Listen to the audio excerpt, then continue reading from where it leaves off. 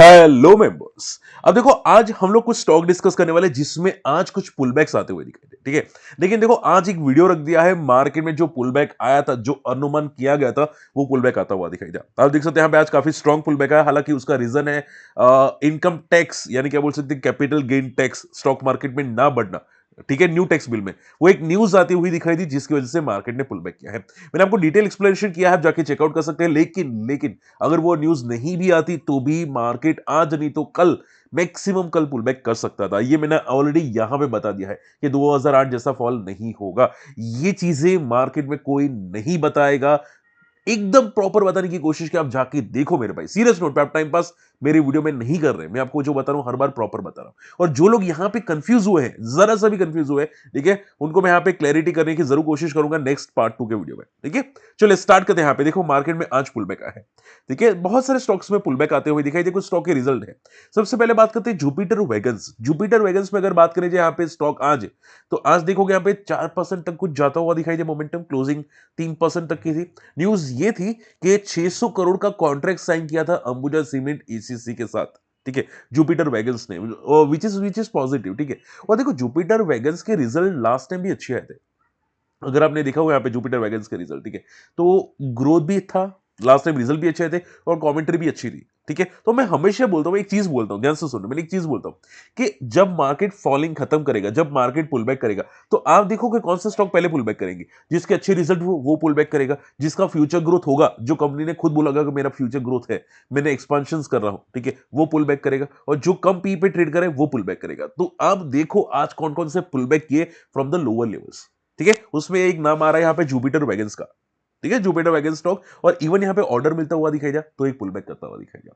लेकिन देखो एक सिंपल आंसर आ जाता है कि क्या यहाँ पे ये सब खत्म हो चुका है, क्या स्टॉक में बस सब कुछ खत्म हो चुका है? तो देखो कहना मुश्किल है, ठीक है। आप सी सिंपल समझो, आप निफ्टी का बॉटम नहीं पकड़ पा रहे थे, ठीक है। निफ्टी अगर आप देखोगे, निफ्टी यस्टरडे भी कंटिन्यूसली फॉल किया, आज भी कंटिन्यूसली फॉल किया, कोई सपोर्ट नहीं ले रहा था। हो सकता था कि आज जो पुलबैक किया मॉर्निंग में 10, सवा 10 या साढ़े 10 को, पुल बैक करके वापस फॉल कर सकता था। तो आपने परफेक्टली बॉटम तो पिक नहीं किया होगा डेफिनेटली, ठीक है।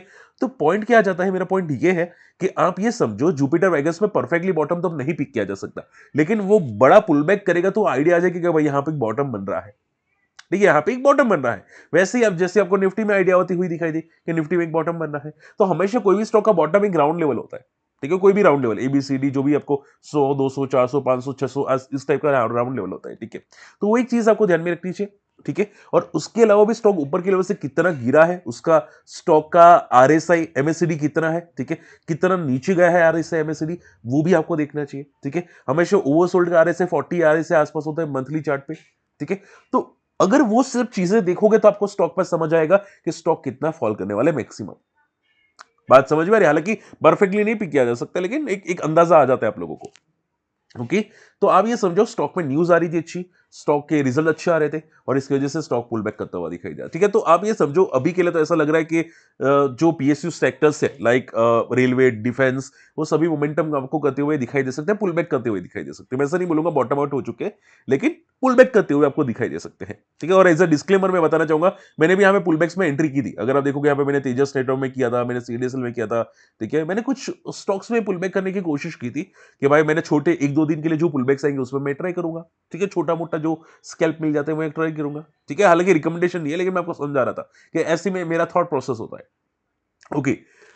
उसके अलावा अगर बात करें जाए एचएल, इसके रिजल्ट आ चुके हैं, रिजल्ट बहुत ही अच्छे हैं।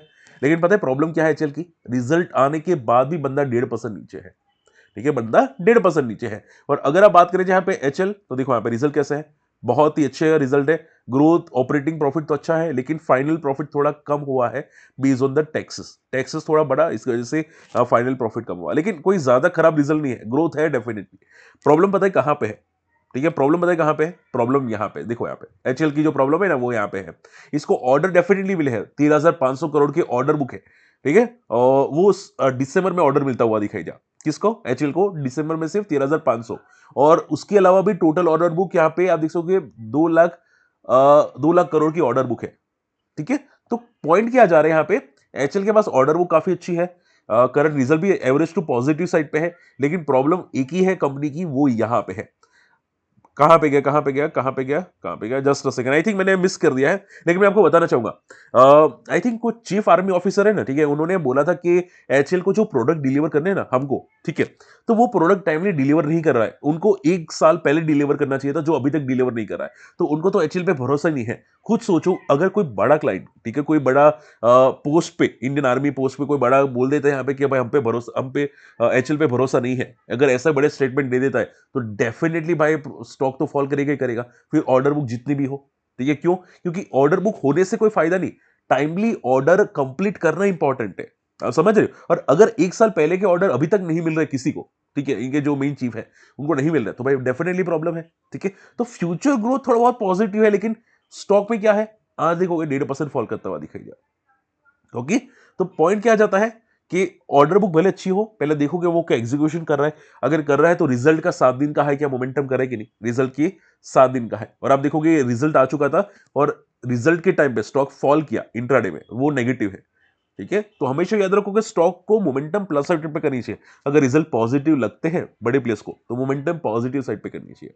हालांकि शॉर्ट एंड सिंपल आंसर, ज्यादा फॉल की एक्सपेक्टेशंस नहीं है, ठीक है, देखते हैं यहाँ पे क्या होता है, लेकिन कोई फॉल की एक्सपेक्टेशन नहीं है, लेकिन रिजल्ट ठीक ठाक है। ठीक है, तो देखते हैं यहाँ पे आगे मोमेंटम स्टॉक में कैसी रहती है।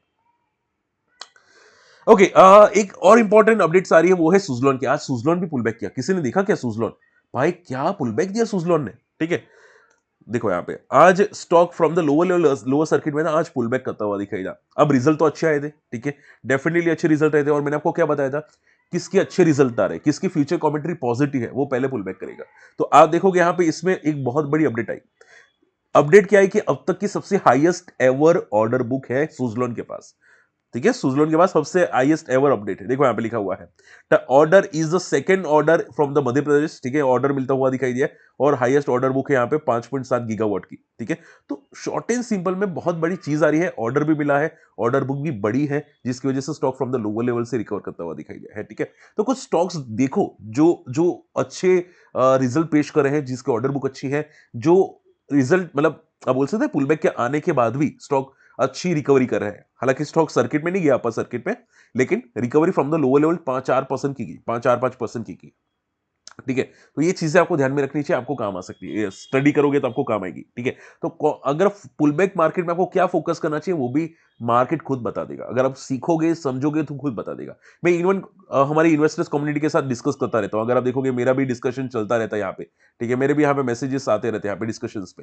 ठीक है, ताकि हम लोग क्या है कि हम लोग इन्वेस्टर्स कम्युनिटी ग्रो हो सके। ठीक है, तो अगर आप इंटरेस्टेड है, हमारे लिंक से अकाउंट ओपन कर सकते हैं, अकाउंट ओपनिंग की लिंक वीडियो के डिस्क्रिप्शन कमेंट्स में आपको मिल जाएगी, काफी चीजें सीखने को मिलेगी, और अगर अकाउंट ओपन करते हैं हमको भी थोड़ा सा बेनिफिट होगा, और हम क्या होते हैं, ऑथोराइज पर्सन होते हैं, एपी होते हैं। ठीक है, तो एक सब ब्रोकर होता है, वो आपको थोड़ा बहुत गाइड कर सकता है मार्केट के बारे में।